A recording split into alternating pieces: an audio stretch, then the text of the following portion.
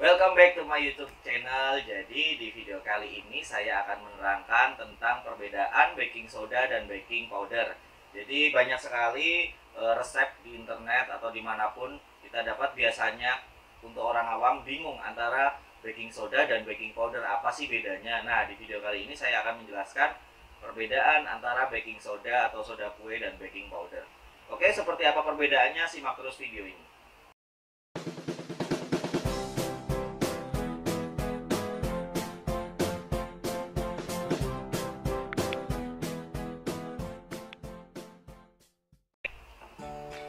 Oke, jadi yang pertama, perbedaan antara baking soda atau soda kue dan baking powder adalah kandungannya. Dimana soda kue itu hanya mengandung natrium bikarbonat, sedangkan untuk baking powder itu mengandung natrium bikarbonat dan bahan lainnya seperti bahan pengemulsi. Baik, untuk perbedaan yang kedua antara baking soda dan baking powder. Jadi baking soda ini akan bereaksi ketika dia bertemu dengan bahan-bahan yang bersifat asam seperti buttermilk, kemudian sour cream, kemudian cuka, bisa juga air lemon. Jadi untuk bahan adonan yang menggunakan soda kue sebaiknya tidak melalui proses menunggu. Apabila kita diamkan adonan dengan penambahan soda kue, dapat dipastikan nanti adonannya akan batal. Nah, untuk penggunaan baking powder sebaiknya digunakan untuk adonan yang tidak mengandung asam, karena di dalam baking powder sendiri sudah terdapat kandungan zat-zat yang sudah mengandung asam, seperti yang saya jelaskan di perbedaan yang pertama tadi.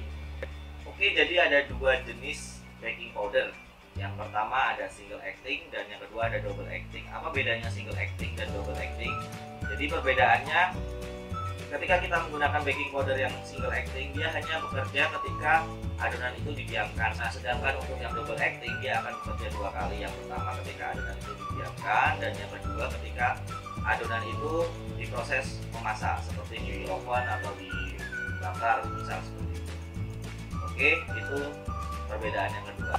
Baik, selanjutnya antara baking powder dan baking soda atau soda kue ini sama-sama memiliki kesamaan, yaitu sebagai bahan pengembang kue. Jadi sama-sama berfungsi untuk pengembang kue.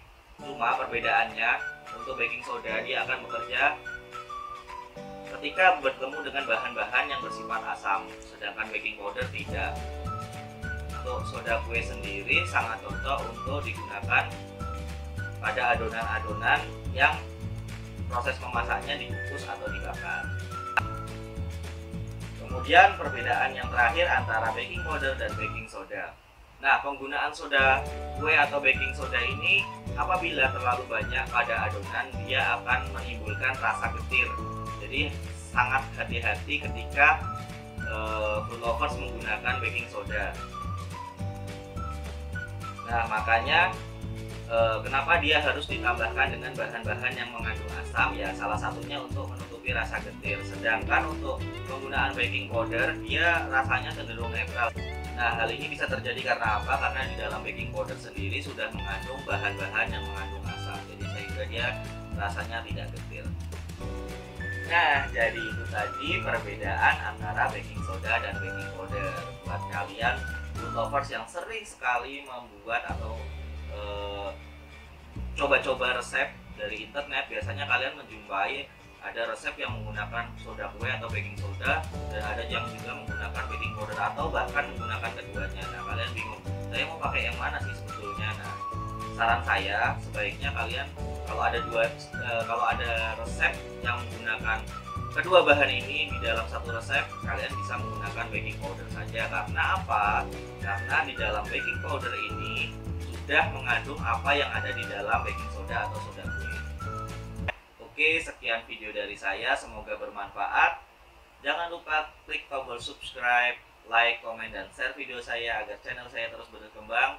Nantikan video-video saya selanjutnya. See you next video. Peace.